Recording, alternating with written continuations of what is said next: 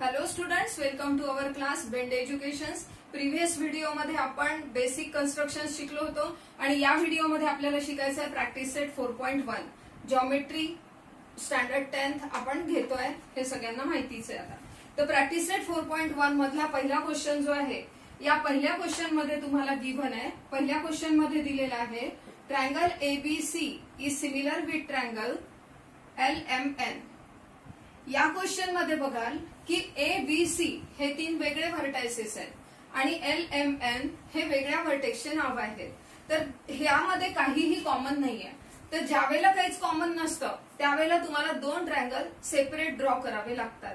हे लक्षात ठेवा की या ठिकाणी आपल्याला दोन ट्रायंगल सेपरेट ड्रॉ करायचे आहेत आणि इथे तुम्हाला काही गिव्हन आहे. बघा, AB is equal to 5.5 centimetre given आहे तुम्हाला. AB is equal to 5.5 centimetre, then BC is equal to 6 centimetre, then AC is equal to CA is equal to 4.5 centimetre आणि एक रेशो दिलेला आहे BC upon MN it is equal to 5/4. हे given आहे आणि तुम्हाला ड्रॉ करायचे construct triangle ABC and LMN. दोन्ही ट्रायंगल्स आपल्याला ड्रॉ करायचे आहेत. तर हे दोन्ही ट्रायंगल्स ड्रॉ करण्यासाठी आपल्याला पहिले काही कॅल्क्युलेशन्स करून घ्यावे लागतील. तर triangle ABC is similar with triangle LMN. Therefore AB upon LM, लक्ष द्या, AB upon LM it is equal to BC upon MN. बरोबर आहे. BC upon MN it is equal to AC upon LN. Reason द्या याला, corresponding sides of similar triangles. दोन triangles similar असतील तर corresponding साइड्सचा आपण रेशो घेऊ शकतो. मग आता या ठिकाणी व्हॅल्यू पुट करा. AB 5.5 अपॉन LM ची व्हॅल्यू माहिती नाहीये. It is equal to BC 6 centimetre upon MN माहिती नाहीये. AC 4.5 सेंटीमीटर अपॉन LN आणि तुम्हाला एक रेशो दिलाय BC अपॉन MN चा रेशो दिलेला आहे. It is equal to 5/4. आपण इथे सुद्धा ते घेऊ शकतो 5/4. मग आता या ठिकाणी 5/4. ओके, आपण काय केलं, फक्त व्हॅल्यूज पुट केल्या. आता हा एक रेशो घ्यायचा आणि त्याच्यासोबत 5/4, दुसरा रेशो घ्या 5/4, तिसरा रेशो घ्या 5/4, त्याला इक्वल दाखवा. Therefore 5.5 upon LM is equal to 5/4. Therefore cross multiply करा. 5LM is equal to 4 into 5.5. Therefore LM is equal to 4 multiplied by 5.5 divided by 5. हे 5 इकडे आणल्यावरती खाली गेले. 5 1 जा 5, इथे 1.1.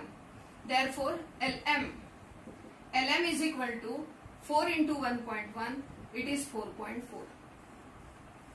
आलं का लक्षात तुमच्या काय केलं? 5.5 upon LM is equal to 5/4 आहे. हे इक्वल घेतलं आपण आणि त्यानंतर क्रॉस मल्टिप्लाय केलं. क्रॉस मल्टिप्लाय मध्ये 5 multiplied by LM is equal to 4 multiplied by 5.5. 5 इकडे आणले तर ते खाली गेले. 5 1 जा 5, इथे 1.1. 1.1 इंटू 4 इज 4.4. आपल्याला LM मिळालंय 4.4. त्यानंतर दुसरं 6 upon MN is equal to 5/4. मग याला करायचं cross multiply. 5 multiplied by MN is equal to 4 multiplied by 6. Therefore MN is equal to 4 into 6 upon 5. MN is equal to 24 upon 5. Divide करा त्याला. MN is equal to 5 4 जा 40, 5 4 जा 20 आणि 5 8 जा 4.8 centimetres. Okay, हे मिळालं MN. आता तिसरी व्हॅल्यू काढा. 4.5 upon LN is equal to 5/4. Therefore 5 into LN is equal to 4.5 into 4. Therefore LN is equal to 4.5 into 4 upon 5. 5 1 जा 5, 0.9. LN is equal to 3.6 centimetres. Okay, LN is equal to 3.6. आता या तीन values आपल्याला मिळाल्या. या तीन values आपल्याला मिळाल्यानंतर आपल्याला आता ट्रायंगल्स ड्रॉ करायचे आहेत. हे ट्रायंगल्स ड्रॉ करण्यासाठी मी आधी व्हॅल्यूज लिहून घेते, म्हणजे माझ्याकडे इथे जागा होईल. तर व्हॅल्यूज मिळालेले आहेत. LM is equal to 4.4 centimeters, then MN is equal to 4.8 centimeters and LN is equal to 3.6 centimeters. Okay, LN is equal to 3.6 centimeters. आता आपण ट्रायंगल्स ड्रॉ करूया. 2 ट्रायंगल्स आपल्याला सेपरेट ड्रॉ करावे लागतील, कारण त्यामध्ये कुठेही तुम्हाला व्हर्टेक्स कॉमन मिळत नाहीये. आता आपण ड्रॉ करूया ट्रायंगल ABC. इकडे LMN लिहिलंय, तर आपण LMN करूया, चालेल. Triangle LMN.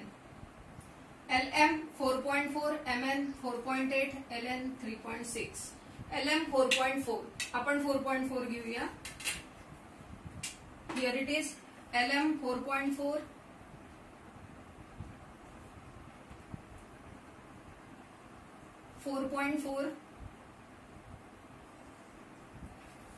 LM 4.4 centimeters. Then MN is equal to 4.8. 4.8 चा आपल्याला आर्क घ्यावा लागेल.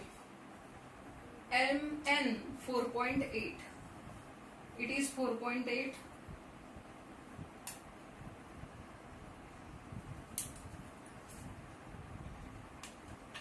MN is equal to 4. MN 4.8. म्हणून M वरून आर्क घेऊया 4.8 चा आणि LN वरून 3.6 चा. LN वरून 3.6 चा आर्क आपल्याला घ्यावा लागेल. LN 3.6. आणि आता आपण हे जॉईन करून घेऊया. हे जोडून घ्यायचं. हा एक मिळाला आपल्याला triangle. LM 4.4 centimetre, MN 4.8 centimetre and LN 3.6 centimetre. Okay, आता आपल्याला ते गिवन होतं. Triangle ABC is similar with triangle LMN. हा, तर आपण LM बेस घेतलाय. LM बेस घेतलाय, तर इकडे AB बेस घ्यावा लागेल. AB is 5.5 centimetre. AB is 5.5 centimeters. Here it is 5.5 centimeters. AB is 5.5 centimeters.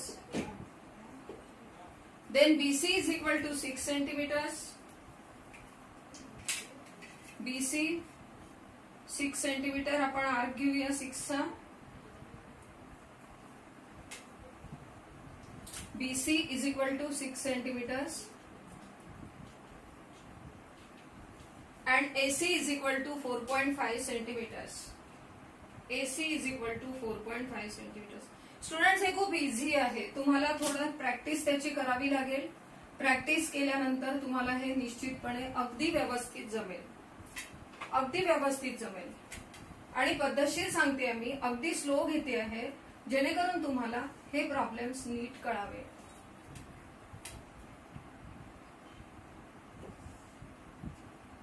ABC हे झाले 2 ट्रायंगल्स. इथे BC is equal to 6 centimetre लिहावं लागेल and AC is equal to 4.5 centimetres. Okay, हे 2 ट्रायंगल्स या पद्धतीने आपण ड्रॉ केले. हे याचं फायनल आन्सर आहे. ठीक आहे, समजलंय नीट. चला सेकंड क्वेश्चन घेऊया. Question number 2 now. सेम आहेत बघा. क्वेश्चन नंबर 1 आणि question number 2 these are the same questions. Question number 2 now. Practice तुम्हाला करावी लागेल. मी वारंवार सांगतेय तुम्हाला. व्हिडिओ जर आवडला तर लाईक करा, शेअर करा फ्रेंड्स मध्ये आणि कमेंट्स करायला विसरू नका. तुमचे जे कमेंट्स असतात ते कमेंट्स आम्हाला थोडं प्रोत्साहन देतात अजून शिकवायसाठी. Triangle PQR is similar with triangle LTR. Triangle PQR is similar with triangle LTR. PQR is similar with triangle LTR. In triangle PQR,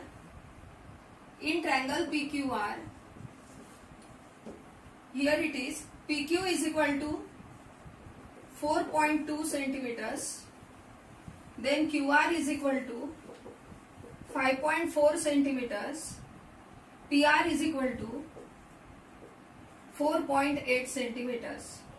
Triangle PQR, triangle LTR. In triangle PQR, PQ is equal to 4.2 centimeters, QR is equal to 5.4, PR is equal to 4.8. Construct triangle PQR and LTR such that PQ upon LT is equal to 3/4. आता पहिल्या problem मध्ये आणि दुसऱ्या problem मध्ये काय फरक आहे ते बघा. पहिल्या प्रॉब्लेम मध्ये आपल्याला दिलं होतं त्यांनी triangle ABC and triangle LMN हे पहिल्या प्रॉब्लेम मध्ये होतं. यामध्ये कुठेही तुम्हाला कुठलाही व्हर्टेक्स कॉमन दिसत नाहीये, पण या ठिकाणी PQR आणि LTR मध्ये बघा R हा कॉमन आहे. मग ज्यावेळेला असा R कॉमन असतो किंवा कुठलाही एक पॉइंट कॉमन असतो त्यावेळेला ट्रायंगल्स ड्रॉ करायची मेथड थोडी वेगळी आहे. आता या ठिकाणी बघा PQ upon LT is equal to 3/4. याचा अर्थ असा होतो की LT4 म्हणजे LTचा जो ट्रायंगल आहे, जो LTR नावाने ट्रायंगल आहे, तो ट्रायंगल मोठा राहील आणि PQR हा ट्रायंगल मात्र थोडा लहान राहील. तर आपण पहिल्यांदा इथे हा R पॉइंट कॉमन आहे म्हणून याची मेथड थोडी वेगळी आहे ड्रॉ करायची. आपण आधी PQR ट्रायंगल ड्रॉ करून घेऊया. इन ट्रायंगल PQR बघा त्यांनी काय दिलंय, त्यांनी तीनही साइड्स दिलेल्या आहेत. साइड्स दिलेल्या आहेत, त्यातली मोठी साइड QR 5.4, पण कॉमन पॉइंट बघायचा. कॉमन पॉइंट तुमचा R आहे, तर R पॉइंट मात्र यायला हवा. म्हणून अब तुम्ही QR किंवा PR आपण बेस घेऊ शकतो.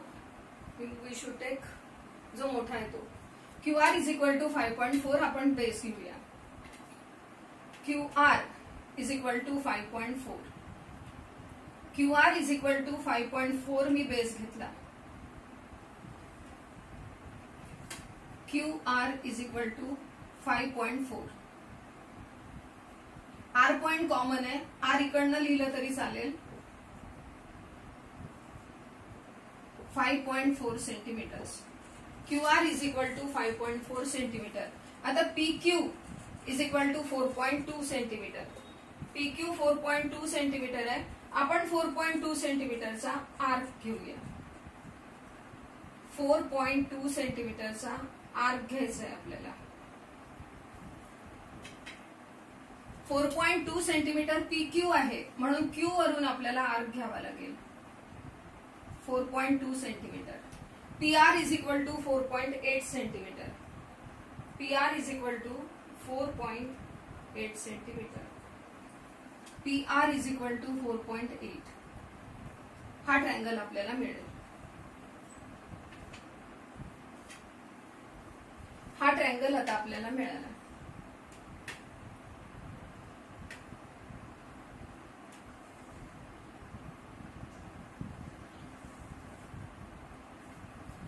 PQR जो ट्रायंगल आहे तो लहान आहे आणि LTR जो काढायचा आहे तो मोठा काढायचा आहे. म्हणून मी ही PQR ची साइड जी आहे ती मी इकडे वाढवते.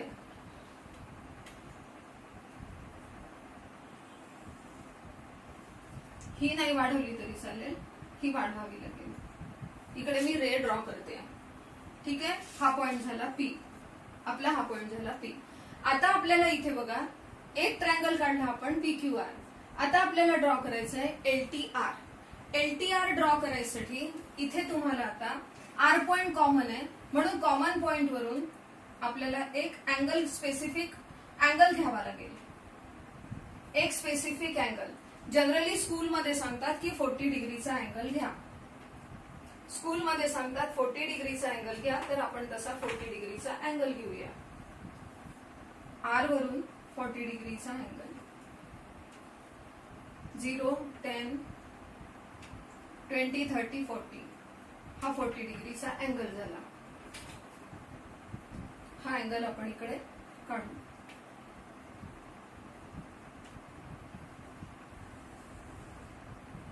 ठीक आहे, आणि यानंतर आपण मी हा अँगल 40 डिग्रीचा घेतलाय आणि ही लाईन सुद्धा आपण इकडे वाढवू. हा सेगमेंट इकडे आपण वाढवू. रे रे टाइप ड्रॉ केलं मी. आता बघा PQ3 आणि LT4 यातले 4 मोठे आहेत, बरोबर आहे. 4 हा नंबर मोठा आहे, म्हणून आपल्याला ही जी खालची लाईन काढलेली आहे याच्यावरती आपल्याला 4 वेळा आर्क मारायचे आहेत, कारण की 4 हा नंबर मोठा आहे. जो नंबर आपल्याला मोठा मिळेल तेवढे आर्क मारायचे. 1 हिअर इट इज सेकंड. थोडं लक्षात घ्या, तुम्हाला मेथड समजावणं हे माझं काम आहे. या ठिकाणी बोर्ड थोडा स्लिपरी आहे, तर आर्क एखाद वेळेस माझे थोडे हलू शकतात, तर तुम्ही व्यवस्थित ड्रॉ करायचं. 1 2 3 4.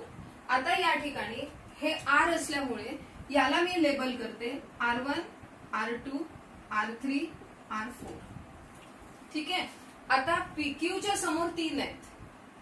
PQच्या समोर 3 असल्यामुळे R3च्या पॉइंटला आपल्याला हा Q जोडायचा आहे. हा Q जो आहे हा आपण या ठिकाणी जॉईन करूया. का या ठिकाणी जॉईन केला मी? कारण इथे PQच्या समोर 3 आहेत, म्हणून मी या तिसऱ्याला हा जॉईन केला. आता आपल्याला LTच्या समोर 4 आहेत, म्हणून या चौथ्यावरून याला पॅरलल लाईन ड्रॉ करायची, म्हणजे जी इकडे कुठेतरी येईल, आणि पुन्हा याला पॅरलल लाईन ड्रॉ करायची. तर ही पॅरलल लाईन ड्रॉ करण्याकरता आपल्याला अँगल्सचा वापर करावा लागतो. तर अँगल्सचा वापर कसा करणार आपण? तर पहिले बघा, हा जो R3 आहे ही मेथड खूप इम्पॉर्टंट आहे, याकडे थोडं जास्त लक्ष द्या. हा जो R3 आहे इथे मी टोक ठेवलाय आणि इकडनं मी एक आर्क ड्रॉ करते. ठीक आहे. सेम आर्क मी R4 वरून ड्रॉ करणार. सेम आर्क R4 वरून मी ड्रॉ करणार. एक आर्क काढला मी R3 वरून, एक आर्क काढला R4 वरून. आता मी या दोघांमध्ये किती डिस्टन्स आहे ते चेक करीन. या दोघांमध्ये जेवढं डिस्टन्स आहे, या दोघांमध्ये म्हणजे कुठे हा R2 पॉइंट, R2च्या इकडचा हा जो आर्कचा जो पॉइंट आहे, आर्कचा हा पॉइंट आणि हा पॉइंट, हे 2 पॉइंट इथे कुठे जॉईन होत असतील त्यातलं डिस्टन्स मी घेईन आणि सेम डिस्टन्स वरती आर्क मी या ठिकाणी मारीन. माझा आर्क थोडा सरकला. मी तुम्हाला आधीच सांगितलंय की बोर्ड थोडा स्लिपरी आहे, त्यामुळे त्याचा त्रास होतो. असा आर्क येतो. ठीक आहे. आता हा जो मला पॉइंट मिळाला आहे, हा जो पॉइंट इथे मिळाला आहे, हा पॉइंट आणि हा R4चा जो पॉइंट आहे, हे 2 पॉइंट जर आपण जॉईन केले तर आपल्याला एक्झॅक्टली पॅरलल लाईन या ठिकाणी मिळते. या ठिकाणी आपल्याला पॅरलल लाईन मिळते. हे बघा, पॅरलल लाईन मिळते, बरोबर आहे. आता सेम कन्स्ट्रक्शन आपल्याला वरच्या साइडने करायचंय. सेम कन्स्ट्रक्शन इथे करायचंय, इथे या अँगलवर. जे कन्स्ट्रक्शन आपण या अँगलवर केलं ते कन्स्ट्रक्शन या अँगलवर, आणि या अँगलवर कन्स्ट्रक्शन करताना याला पॅरलल लाईन आपल्याला पलीकडून मिळेल. बघा, इथे आर्कचं चॉपचं टोक ठेवते मी कंपासचं, आणि इकडनं आर्क काढला. दिसतोय? सेम आर्क मी इथून काढीन, इथे टोक ठेवीन आणि सेम आर्क काढीन. ठीक आहे. हा पहिला झाला. आणि दुसऱ्यांदा मी जसं इथून एवढं डिस्टन्स घेतलं होतं तसं मी आता इथून डिस्टन्स घेणार आहे. बघा, हे बघा, इथून एवढं डिस्टन्स, इथून एवढं डिस्टन्स, आणि सेम डिस्टन्सचा मी इथे आर्क मारीन. कुठून मारेन? याच्यावरून. आर्क वरूनच आर्क मारायचं आहे. जसं या आर्क वरूनच आपण या आर्कचं डिस्टन्स घेतलं ट्रायंगलचं, तसं या आर्क वरून इथे आर्क मारायचं. समजलंय? व्हिडिओ पुन्हा पुन्हा बघा, म्हणजे तुम्हाला नक्की कळेल, व्यवस्थित समजेल. पॉज करायचा, थोडा पुन्हा रिवाइंड करून पाहायचा. अशा पद्धतीने बघाल तर तुम्हाला कळेल. आणि आता जर आपण हा पॉइंट आणि हा पॉइंट जॉईन केला तर आपल्याला एक्झॅक्टली पॅरलल लाईन मिळते.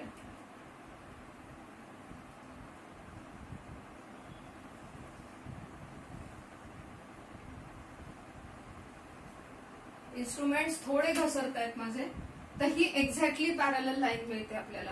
ही जी पॅरलल लाईन मिळाली आपल्याला, तर हा पॉइंट R, हा पॉइंट Q त्यानंतर जो पुढचा मिळालेला पॉइंट आहे आपल्याला, इथे बघा पी क्यू आर, बरोबर.